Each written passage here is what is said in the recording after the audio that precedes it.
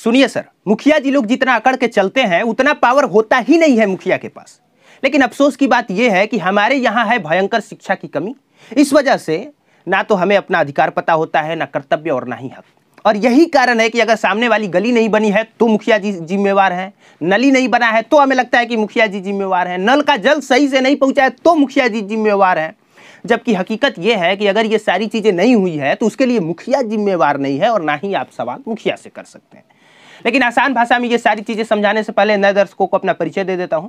नमस्कार, मेरा नाम कुमार अभिनव है और आप देख रहे हैं पब्लिक प्लेटफॉर्म का खास शो पंचायत। अब आप खुद ही बताइए कि अगर इन सारी चीजों के लिए मुखिया ही जिम्मेवार है तो फिर आपने मुखिया के अलावे सरपंच, बीडीसी, जिला पार्षद, वार्ड सदस्य, वार्ड अध्यक्ष का चुनाव क्यों किया है? सर, हकीकत तो यह है कि आपको और हमको पता ही नहीं होता है कि किसका क्या अधिकार है, किसकी क्या सैलरी है और किस चीज पर किसका क्या कर्तव्य बनता है। अब जैसे कि 14वां वित्त आयोग के बाद से मुखिया जी लोगों का पावर हो गया है एकदम कम। लेकिन कितना लोग ये बात जानते हैं? कितना लोग ये बात जानते हैं कि गली बनवाना हो, नली बनवाना हो या फिर नल का जल आपके घर पहुंचाना हो, इसके लिए मुखिया जिम्मेवार नहीं है और ना ही फंड मुखिया के पास आता है। लेकिन कितने लोग हैं जो ये सवाल उससे पूछते हैं जिससे ये सवाल पूछा जाना चाहिए? मैं तो ये भी देख रहा हूं कि जो लोग पंचायत स्तर पर उतरकर ग्राउंड रिपोर्टिंग कर रहे हैं वो भी किसी और का सवाल किसी और से पूछ रहे हैं। खैर छोड़िए इन बातों को, मुद्दे पे आते हैं। मुद्दे की बात यह है कि 7 निश्चय योजना के अंतर्गत जितनी चीजें आती हैं सारी चीजों पे अधिकार वार्ड सदस्य और वार्ड अध्यक्ष का होता है।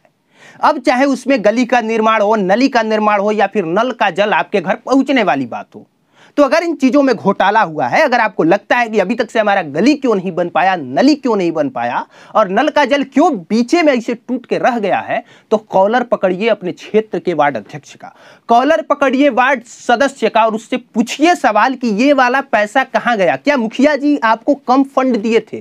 क्या मुखिया जी ने आपको ढंग से फंड नहीं दिया था, इस वजह से आपने इतना ही काम कराया है? या अपने पैसा खा गए हैं?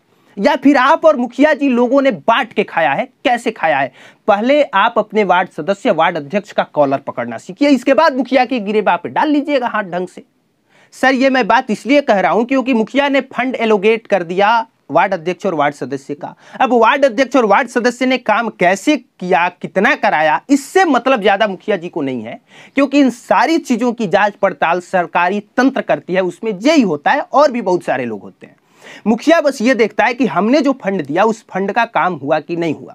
मुखिया का ये अधिकार है कि हमने जो फंड दिया अगर काम नहीं हुआ तो लेटर लिख के जो फंड दिया है उस फंड को फिर से रिकवर कर लिया जाए।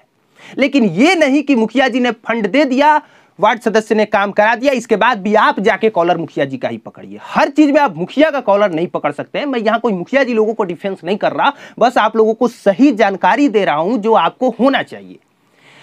लेकिन समस्या हमारे यहां यह है कि जो भी लोग वार्ड सदस्य और वार्ड अध्यक्ष बन रहे हैं वो इतने अशिक्षित हैं, इतने गंवार और इतने अनपढ़ हैं कि उनको खुद अपना हक, अधिकार और कर्तव्य पता ही नहीं है, भला वो क्या काम करेंगे और क्या नहीं कराएंगे। इसलिए होता यह है कि जहां पे कमीशन खोरी करके या जैसे भी हो, जहां पे कमाई एक वार्ड सदस्य या फिर वार्ड अध्यक्ष ज्यादा कर सकता है वहां कमाई मुखिया कर लेता है। अब उदाहरण के लिए मुखिया जी ने फंड दिया वार्ड अध्यक्ष को कि ये गली बनवाना है। अब वार्ड अध्यक्ष को कुछ पता नहीं है तो मुखिया जी फंड देंगे ही नहीं वार्ड अध्यक्ष को, वो सीधे वार्ड सचिव से साइन कराएंगे, काम अपने हिसाब से कराएंगे और बदले में जो कुछ भी थोड़ा बहुत कमीशन उमीशन जो भी बनता है वो वार्ड अध्यक्ष या वार्ड सदस्य को थोड़ा सा दे देंगे। उतने पर वार्ड सदस्य साहब हो गए खुश और मुखिया जी बढ़िया से अपना काम भी कर लिए और बाकी आपका जो गली बन गया है वो आप खुद देख ही रहे होंगे। कुल मिला जुला के हमारे कहने का ये मतलब है कि आप वार्ड सदस्य हो या फिर वार्ड अध्यक्ष हो, उसके पावर को कम मत समझिए, बशर्ते वो ऐसा व्यक्ति होना चाहिए जिसे अपना अधिकार, हक, कर्तव्य सब कुछ अच्छे से पता हो।